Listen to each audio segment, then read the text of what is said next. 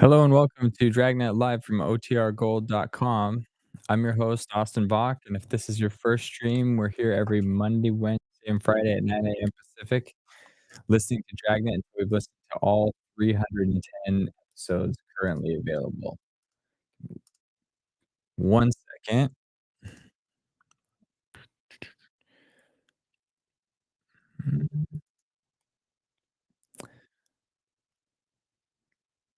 Something here is making noise. I need to identify it. Found it. Okay, we can go forward. Um, like I said, today we're going to be listening to episode 18.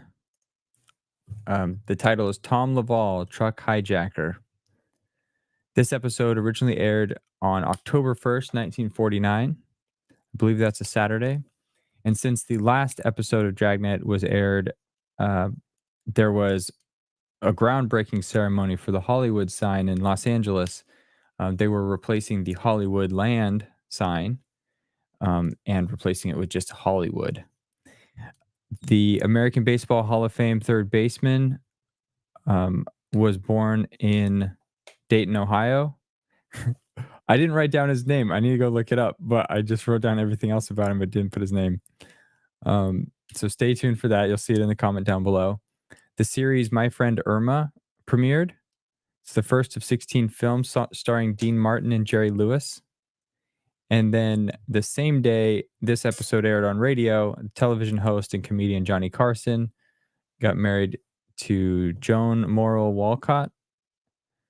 They were both 23 at the time. Cool. So we had a great stream on Monday. We hung around and talked about different things at the end. Um, I'm excited to see the conversation today. If you're joining, um, if if again this is your first time you see these comments on the stream, to participate in the conversation, you need to be watching from the OTR Gold YouTube channel. If you're watching anywhere else, there'll be a link to that channel in the description. So please click on that. Go over to OTR Gold and then join in here in the chat. I ask that when you join, you tell me where you're tuning in from, if you're comfortable sharing that. Um, Joshua always, in true Dragnet fashion, always gives us the weather report, the time and weather report. Looks like he works in finance or finance, depending on how you say it and where you say it or where you live, I guess. Um, he's taking lunch break today. Well, thank you, Joshua, for being here. Life with Roscoe, 73. Um, he's normally tuning in from Pennsylvania, so we'll see if that's different today. Nell from San Antonio, thank you. Hot and dry. It's been dumping rain over here recently. But and I'm from Seattle. For those that don't know, I mention that on almost every stream. But it's beautiful day outside right now. I know I am wearing a down jacket. That's just because I keep my house relatively cool, and I'm sensitive to cold. It seems like so, but it's always unzipped. I have a t-shirt on underneath this. It's a little too warm right now for it, but it's comfortable. Thomas from the UK. Goal is a 2-hour stream. Well, I think we'll probably get there, but we got to maybe have more than one program. Um, but great. Thank you all for being here. Our numbers continue to grow. I think last week we had uh, 20 something, 20 people concurrently watching, and that was great. So please continue to like, comment, subscribe, share, and all of those things help boost the content on YouTube and help us find fellow fans of old time radio. Um, cool. So again, this episode originally aired October 1st, 1949, and it's episode 18 in the series. Give me a second. I'll share my screen and we'll get started.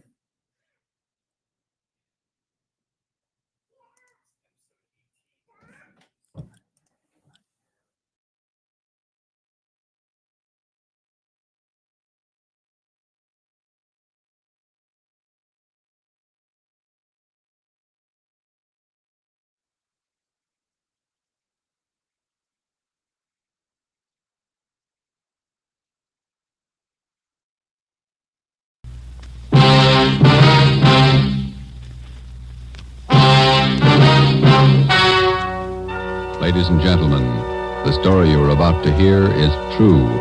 Only the names have been changed to protect the innocent.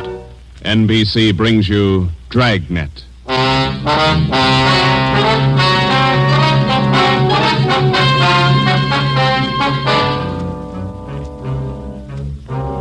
You're a detective sergeant. You're assigned to burglary detail. A gang of hijackers has started to work in your city. Truckloads of valuable merchandise have vanished. The thieves are clever, seem to have a foolproof system. Your job, find them. Dragnet, the documented drama of an actual crime, investigated and solved by the men who unrelentingly stand watch on the security of your home, your family, and your life. For the next 30 minutes, in cooperation with the Los Angeles Police Department, you will travel step by step on the side of the law through an actual case from official police files. From beginning to end, from crime to punishment, Dragnet is the story of your police force in action. It was Thursday, March 6th. It was windy in Los Angeles. We were working the night watch out of burglary detail. My partner's Ben Romero. The boss is Ed Backstrand, chief of detectives. My name's Friday. I was on the way back from the record bureau, and it was 5:35 a.m. when I got to room 2A. Interrogation room. Read this to him, Ben. Yeah. 2,600 dozen nylon stockings, 45 bolts of silk, 58 cases imported perfume. Where are you dumping this stuff, Laval? That's what we want to know. I told you the truth. I have nothing to do with it. I don't know anything about it. What was this stolen waybill doing in the cab of your truck? How many times do I have to tell you? I don't know. Your fingerprints are all over it. You must have carried it there. I didn't carry it there. Somebody's out to frame me. How many in the hijack gang, Laval? I'm not in a hijack game. I told you I don't know. When are you going to let me go? Who's the head of the gang? I don't know any head of the gang. I want to get out of here. You're covering for somebody. I'm not covering for anybody. You take the rap for all this, you're going to have a beard down to your knees by the time you get out. I'm not taking any rap. Then let's have it. Oh, I'm tired. $42,000 worth. You know who took it, you know where it is. They could have disappeared anywhere, on their way from the east to the 1,000 places. Nothing was missing from those shipments when they came in on the train. Everything was there when they were unloaded at the warehouse. Then I don't know. I don't know. Every dollar's worth was accounted for when it was loaded on the truck. Well, where is it now? I'm tired. We've been here all night. Laval, let me read it for you again. 2,600 dozen nylon stockings, 45 bolts of silk, 58 cases imported perfume. And you're trying to tell us somebody hijacked all that from the trucks without you knowing it? The trucks were loaded at the warehouse. We went out to eat. We came back, got in the trucks, delivered the stuff, and that's all I know. And while you were out eating, the receipts for the load disappeared, too. Is that right, Laval? I don't know where the waybills are. The shipping clerk, that's his job. We talked to him. He says one of you could have taken the waybill. Well, then he's lying. I didn't take him. Then what was this waybill doing in the cab of your truck? I told you, I don't know. Somebody's trying to frame me. Why? I don't know. Somebody, I don't know why. Then you better come up with an answer, mister. Look, I'm tired. We've been here since 6 o'clock last night. We're all tired. Who are you covering for? What are you trying to build?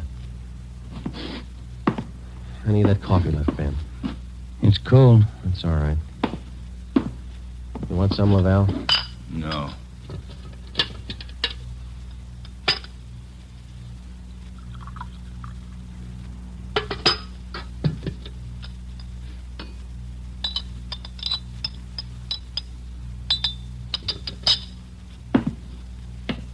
All right, now look, let's get one thing straight.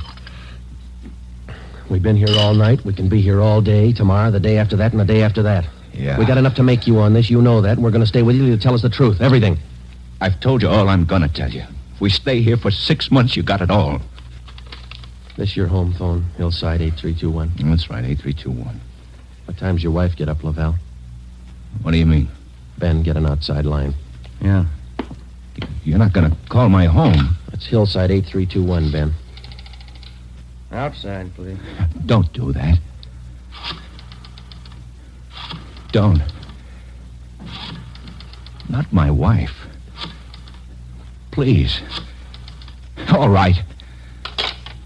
Ask the questions again. This time I'll give you the answers. Thomas Laval was 38 years old. He was a well-respected man in his community. Sometimes it's like that. You can question a man for hours, and he'll never give you any information. But somewhere in every man's makeup, there's a weak point. We were lucky enough to find Laval's. He told us that he would give us the locations where the hijacked goods were hidden. He told us the addresses were written on the ledge of a windowsill on the 7th floor of the Teamsters Union Hall. It was 8:30 a.m. On the 7th floor, is that right? Yeah.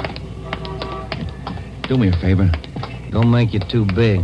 Well, look, we have to walk through the hiring hall before we get to the elevators in the back. Yeah? These handcuffs. They'll see them, all the guys in the hall. They know me.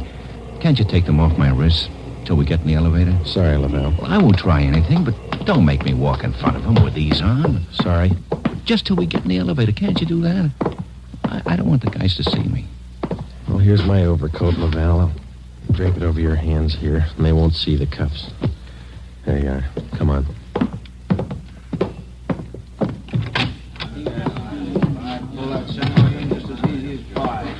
Hi, Tom. How are you? Hi. What's new, Tom? Not much. Oh, that was easy. Let's take the elevator. Yeah.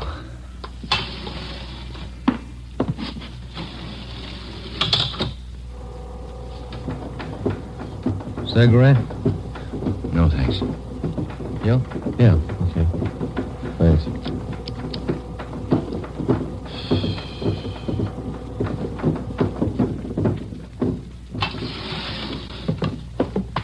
It's down this way. Let me show you. To the left. A window up ahead there. Yeah, this one. I don't see anything on the windowsill. It's on the outside. Open the window and let me check. Yeah. Let me see you. Ben, grab him. He's trying to jump. Get back here. Get back. Let go. Do you hear? Let me go. Get him, Joe. Can't hold him. He's pulling me out. Hold on, Ben. Grab me. Joe! He's slipping. Try, Joe. Hold on. He's kicking loose. I can't hold him. Hold him, Joe. Ben!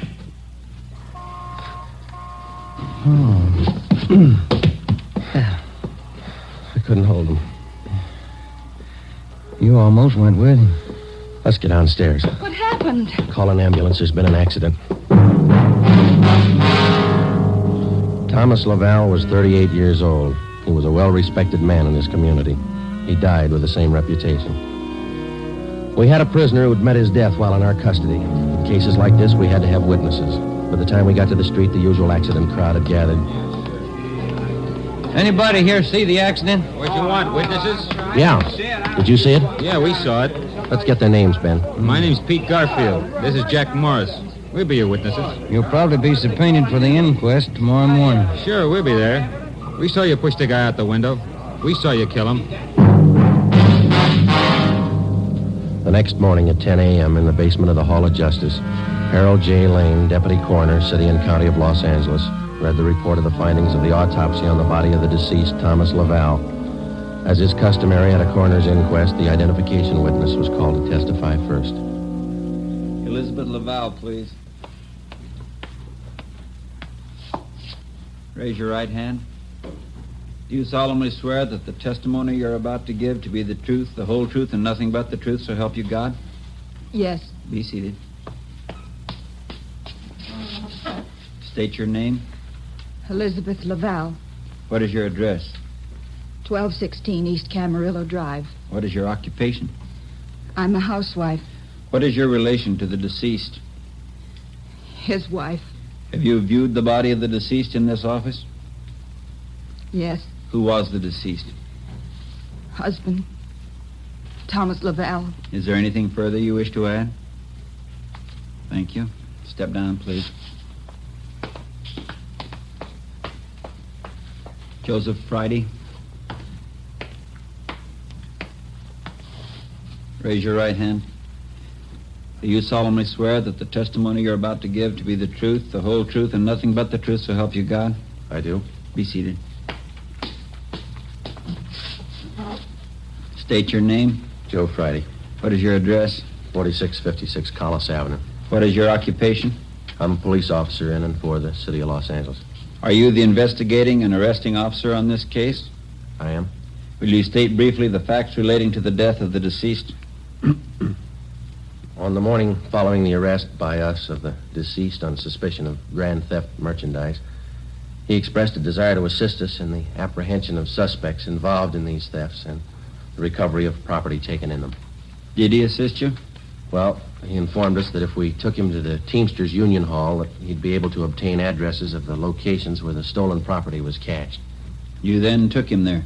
Yes, we did. What happened? When we arrived, he requested us to remove his handcuffs. We refused. The deceased then informed us that the addresses were written on a window ledge on the 7th floor. When we arrived at the window, under the pretense of searching for the addresses, he threw himself over the ledge. I grabbed his left leg to restrain him, but he kicked loose. Did you at any time have any idea that the deceased planned such action? I did not. What did you do then? We immediately went to the location of the body and had an ambulance dispatched. Do you have anything further to state? No, I have not. Are there any questions from the jury? That's all, Officer Friday. Step down. Peter Garfield. Raise your right hand. Yeah. Do you solemnly swear that the testimony you're about to give to be the truth, the whole truth, and nothing but the truth, so help you God? Yeah? Be seated. State your name. Pete Garfield. What is your address? 1654 North Pico. What is your occupation? Truck driver. Down at General Warehouse. Did you know the deceased? Yeah? How did you know him? I worked with him. And that cop's a liar, and so's his buddy sitting over there. Please confine the testimony of this inquest to facts. Were you present at the time the deceased met his death? I told you I was. And those two cops pushed Tom out of the window. Where were you at the time the deceased was pushed or jumped from the window? Jack and I just left the Union Hall. We were going out the front door when it happened. What attracted your attention? I heard him scream. When I looked up, Tom was falling. That cop was standing at the window watching him. Did you see the officer push him? Yes, I saw him. Did I understand you to say you were on the street outside the building at the time? Yeah. And you saw the officers push the deceased from the window on the 7th floor from your vantage point? Yeah. Isn't it true that that's a physical impossibility? What is? That you could have seen what you testified to from where you were standing? I know they pushed him. You know or you saw? I know, that's all. Tom wouldn't jump out of a window. Then it's true you didn't see the officers push the deceased out of the window? No, I didn't see him. Is there anything further you'd like to add? They must have pushed him. Any question from the jury? That's all, Garfield. Step down. Dorothy River. Raise your right hand. Yes, Do you solemnly swear that the testimony you're about to give to be the truth, the whole truth, and nothing but the truth, so help you God? I do. Be seated. State your name. Dorothy River, What is your address? 211 South Beverly Drive. And what is your occupation? I'm a stenographer at the Teamsters Union Hall. Were you present the morning the deceased met his death? I was. State where you were and what you were doing. I was in our office on the 7th floor doing some filing. Please state what you witnessed. The filing cabinet in our office is by the door. The office faces on the hallway, and the door happened to be open. I heard a commotion and looked out. I saw those two officers struggling with a man. Did you hear any conversation? Yes. I heard that officer there say, "Get back here, get back." The man outside the window yelled, "Let me go, let me go." This officer here, Officer Friday, said, "He's pulling me out. Hold on, Ben, grab me." How far from the window were you? I'd say about 15 feet. Do you have anything else to add? Yes. As the two policemen started downstairs, Officer Friday said to me, "Call an ambulance. There's been an accident." Thank you, Miss River. Those officers didn't push that man out the window. They were trying to hold him. After hearing additional witnesses, the coroner's jury retired at 11:57 a.m. 8 minutes later, they returned with their decision. The deceased met his death voluntarily and by his own actions. The homicide detail continued the investigation of Laval's death. A week went by. With homicide working one side, we hoped that they might turn up additional leads in the hijacking case. Nothing turned up. It seemed that with the death of Thomas Laval, our leads came to an abrupt stop. On Tuesday morning, March 16th at 9 a.m., we got a call from Chief of Detectives Ed Backstrand. Now, once more, what about the way bills on these shipments? You checked them? Everything we could. Talk to everybody and handle them. And talk to him some more. $42,000 in merchandise doesn't just disappear. Now, who's the last one to handle those way bills? The warehouse shipping clerk. The bills were signed and stamped. 2 hours after he filed them in his desk, they disappeared. What about the truck drivers? You checked them out? Talked to all of them. Nothing so far. Nothing was missing from those shipments until they left the warehouse. Is that right? Yeah. And somewhere in between the warehouse and the delivery points, $42,000 worth of goods disappeared. Somebody's got to be hijacking those loads. We know that, but how do we get to it? Maybe they're working alone. Maybe they're working with the truck drivers. It's one of the others. Got to be. We just hadn't lost Laval. Well, you lost him. That doesn't close the case. You got a suggestion? Yeah, I got a suggestion. Crack it.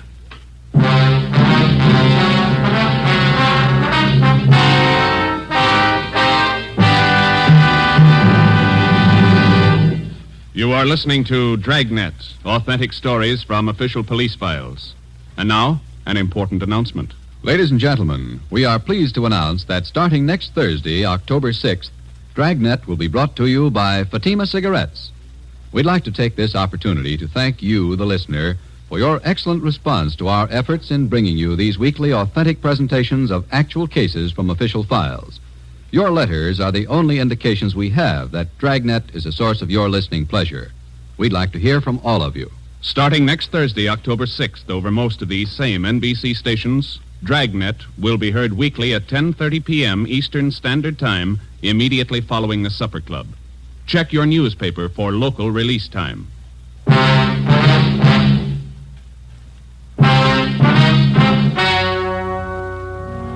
We stayed on the job.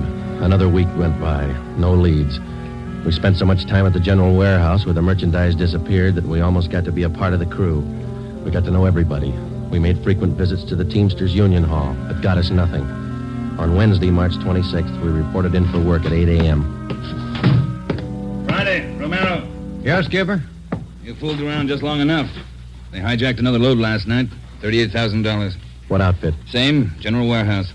Who's your contact down there? Ray Hobart, shipping clerk. Now hop down there right now and get the details. Right, Ed. There are 2 ways to solve this thing. Yeah? You can get those hijackers now or wait till General Warehouse goes out of business. Get on it.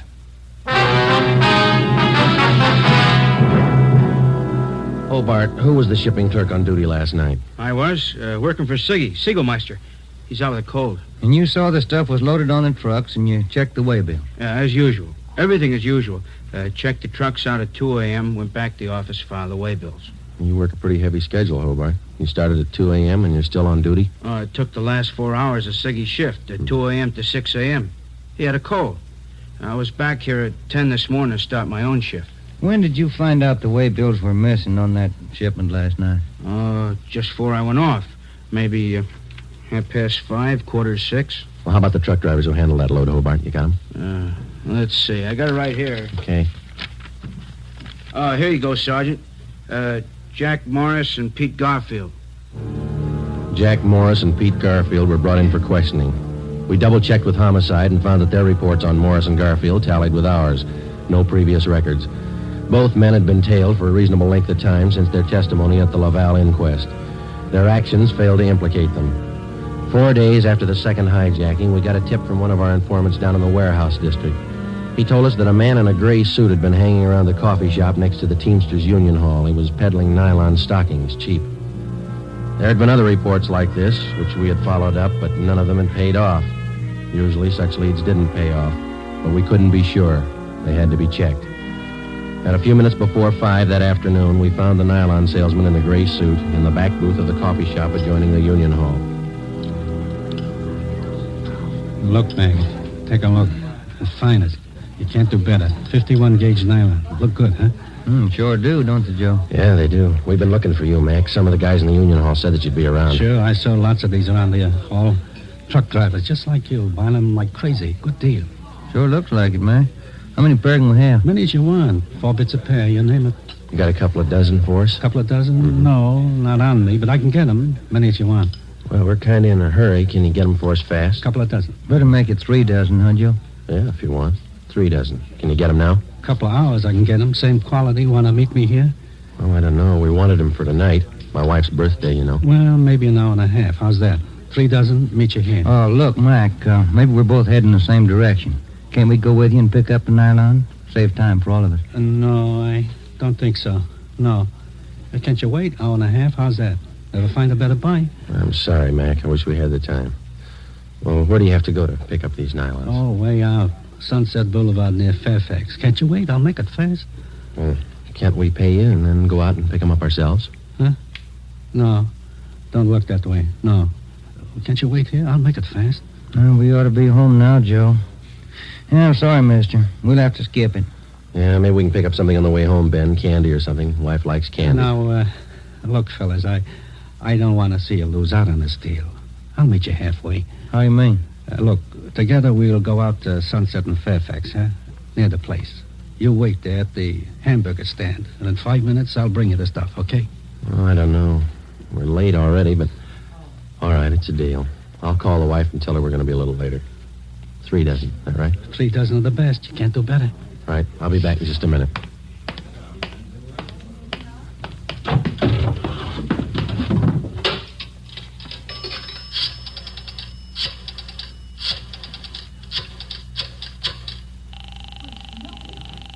.253. 2523.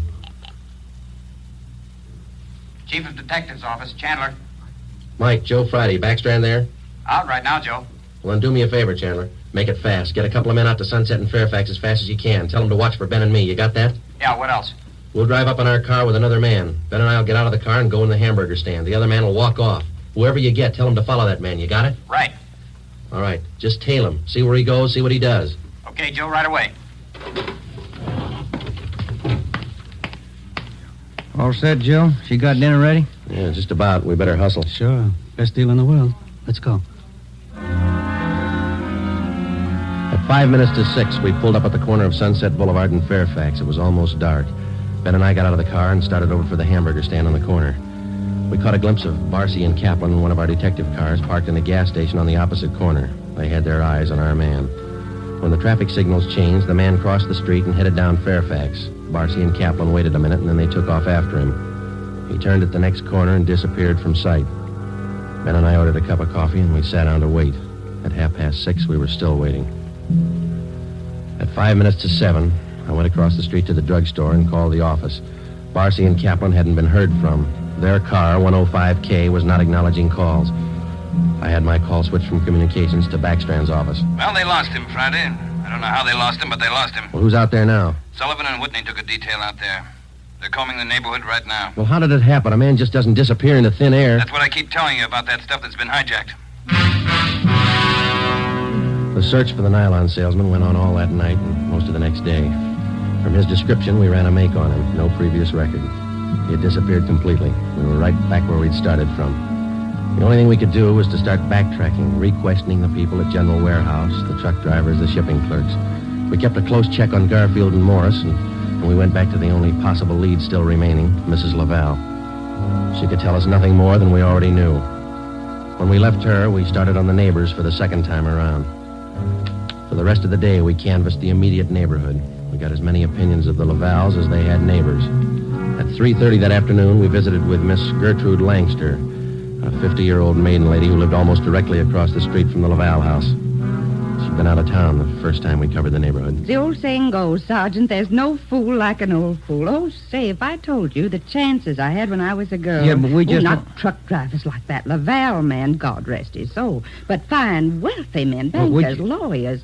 Templeton Grant, you remember him? No, banker. ma'am. I was engaged to him once. Butterfly waist, that's what he used to call me. Well, I was slim in those days. Would you like to see some pictures of me as a girl? No, thank you, ma'am. We'd just like to ask you a few questions, that's all. Could you tell us if the Lavals had many visitors to their house in the past 6 months or so? Oh, my no. Funniest thing, I am the nosy type, Sergeant. I like to know everything that goes on around my neighborhood, and you can take my word for it, the Lavals never had visitors. You know, Sergeant Friday, you remind me of a young man I used to be engaged to just a few years ago. Yes, Miss Langston. Now, would you tell us, please, Did you have any reason to think that there was something a little out of the ordinary about Laval? Oh, little out of the ordinary, he says, but my dear man, yes. Here he was, a truck driver, and there she was with a home furnished like the Astors. Why, I even used to see him cart some of the things home in that car, his beautiful things, rugs and glassware, bolts of fabric. Oh, gorgeous. And he'd bring these things home after work. Is that it, Miss Langston? Anytime, day or night, weekends, anytime. Mm-hmm. After 4, Joe, we better call office. Yeah. Now, are you sure of all that you've told us, Miss Langster? Sure. Oh, my dear man, of course I'm sure. I watched him week after week. Well, thank you. Won't you stay for a cup of tea? I'll have Josephine fix it. Josephine? No, thank you, ma'am. Well, then, perhaps a glass of sherry? Thank you, no. But there is something. Yes? I wonder if we could use your phone, please. Oh, yes. In the hall, next to the umbrella stand. Thank you, ma'am.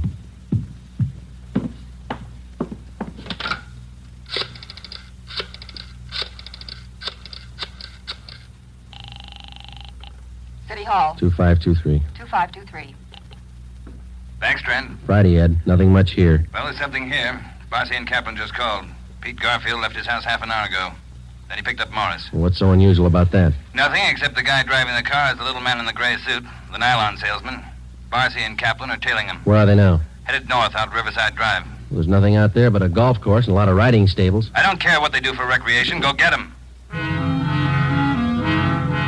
With red light and siren, it took us 12 minutes to pick up Barcy and Kaplan on Riverside Drive.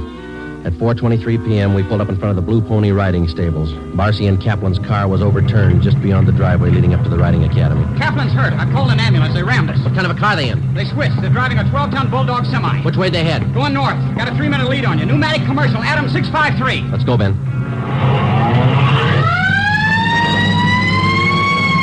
Can you see him, Joe? No, not yet. Watch that crossing. Up ahead, Joe. That's a semi. Can you read it? Wait a minute. Adam 653. That's them. Took a right on Lancashire. Don't lose them. They're pushing that semi too hard. Look at that trailer sway. They'll have to stay on Lancashire. They're going too fast to turn now. Traffic's closing in up ahead of them. They better not turn. That's what they're doing. Look at that trailer whip. They're going over. Into that storefront.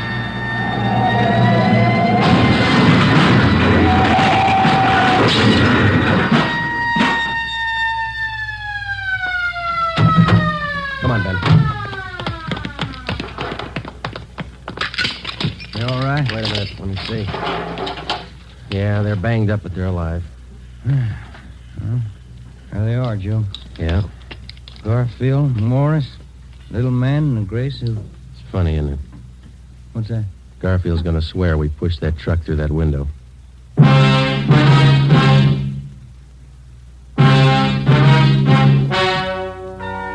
The story you have just heard is true. Only the names were changed to protect the innocent. Peter Garfield, Jack Morris, and John Dolfo, the stocking salesman, were hospitalized and later brought to trial. They were convicted on charges of grand theft and received sentences as prescribed by law. They are now serving their terms in the state penitentiary. You have just heard the 18th in a new series of authentic cases from official files. Technical advice for Dragnet comes from the Office of Acting Chief of Police W.A. Wharton, Los Angeles Police Department. Tonight's program is dedicated to motorcycle officer Elmer Forsman of the Fresno, California Police Department, who on the afternoon of October 6, 1946, gave his life so that yours might be more secure. Remember, starting next Thursday night, October 6th, Fatima Cigarettes invite you to listen to Dragnet immediately following the Supper Club. That's 10:30 p.m. Eastern Standard Time over most of these same NBC stations. Check your newspaper for local release time. Dragnet came to you from Los Angeles. Judy Canova joins the star lineup of Saturday shows tonight on NBC.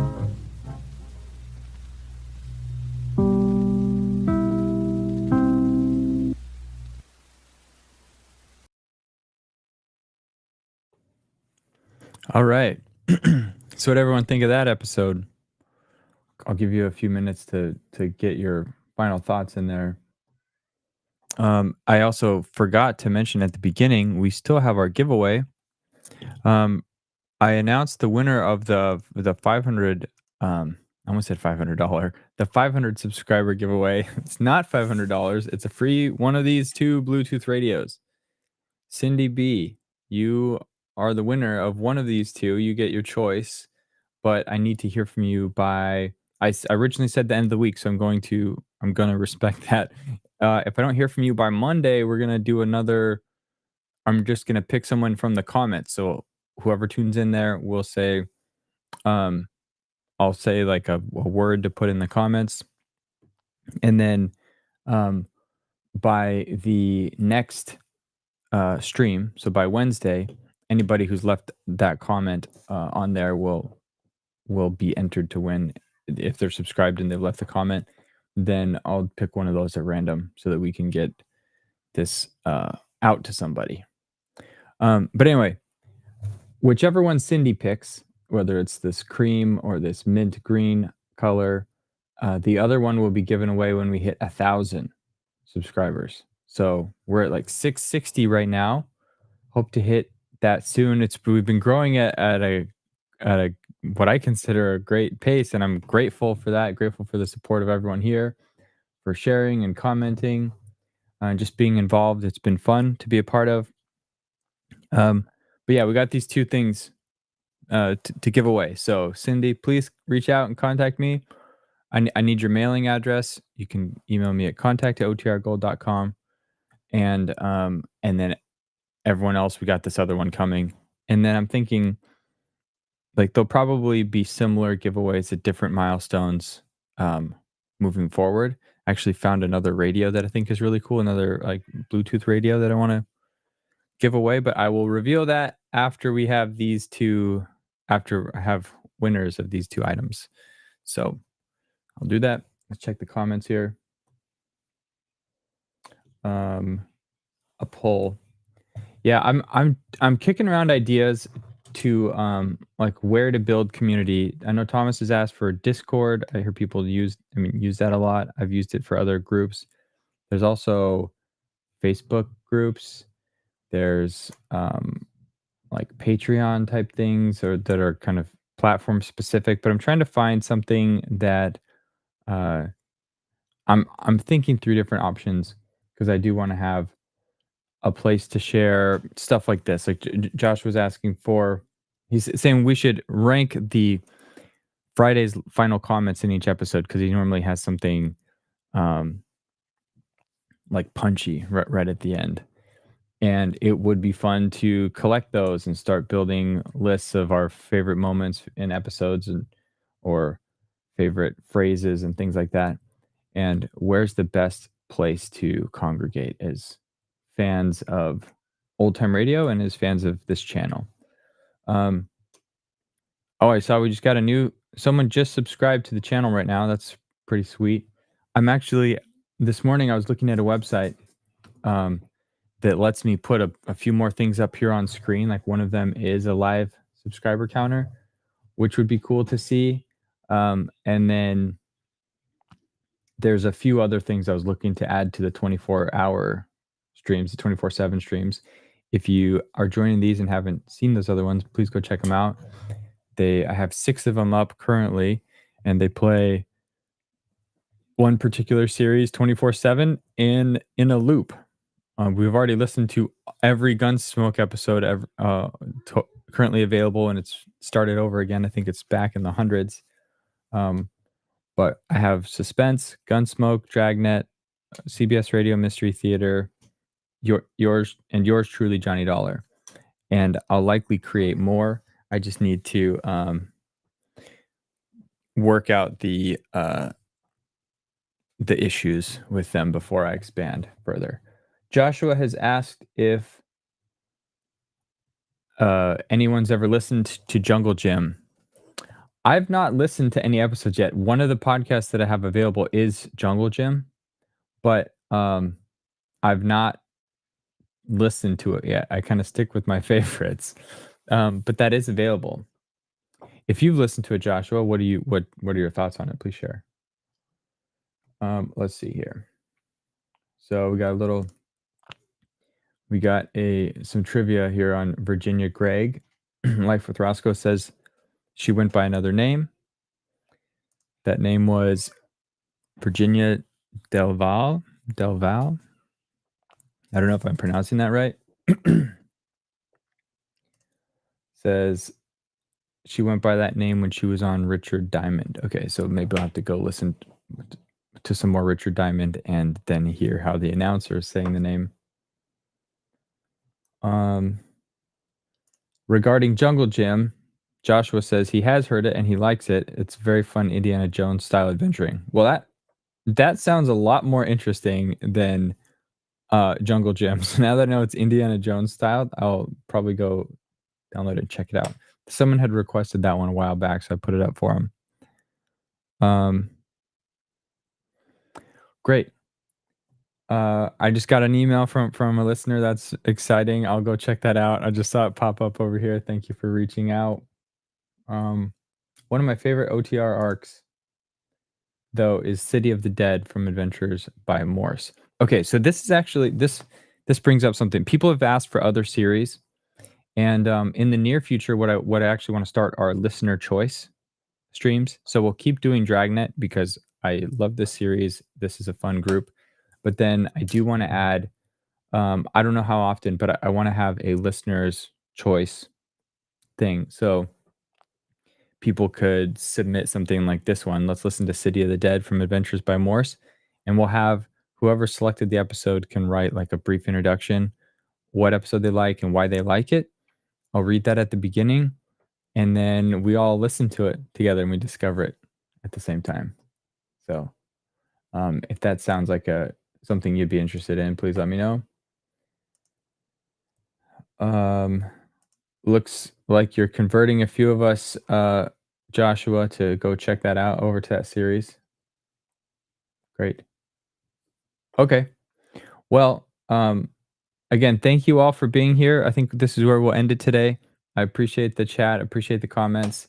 Next week, so we just listened to episode 18, or sorry, not next week. On Friday, we're going to be listening to episode 24. There's a big gap in the episodes that are available, at least that I have access to. So the next one, I'll tell you what it is. Oh, hang on. Refresh. Next one's going to be episode 26. So we jump from episode 18 to episode 26. The title's Miss Reinard, the Mother-in-Law Murder. So stay tuned for that. I hope to see you here. And in the meantime, I'm going to be in the chats across those 24/7 streams. I try to chime in several times a day to just interact with the people that are there. Thank you all for being there. Nels is interested in that other stream. Great. That's exciting because I think it'll be fun. A slight note of warning, Jungle Gym can sometimes be of its time. I think I appreciate the call out. I don't know exactly what you mean by that, but I think everyone in this space, whether they don't understand it right at first, quickly learns that things are different from that period of time. Like, I think the thing that surprises most people are all the cigarette ads everywhere and how they talk about how many doctors recommend it and the doctor's favorite cigarette brands. But I guess thank you for the note. You've been warned. Joshua likes the series, but it is of its time. Oh. Great. And yes, we hope to see you here, Thomas, all Friday. Wish you a good evening. All of our friends that are not in U.S. time zones, anybody kind of ending their day with us, thank you for being here. I appreciate all of you and hope to see you on Friday. See ya. Yes, Lee, thank you. Please like for the algorithm. Oh, I clicked on the wrong, that one popped up. 4 out of 5 doctors smoke Camels. Exactly, it's just insane. Remember to put in a like for the algorithm. Yes, please do. Thank you very much. I think that's contributing to the growth of this channel is that they see people, they click on it, they watch, and they leave a comment or they interact somewhat. It all helps. Appreciate you.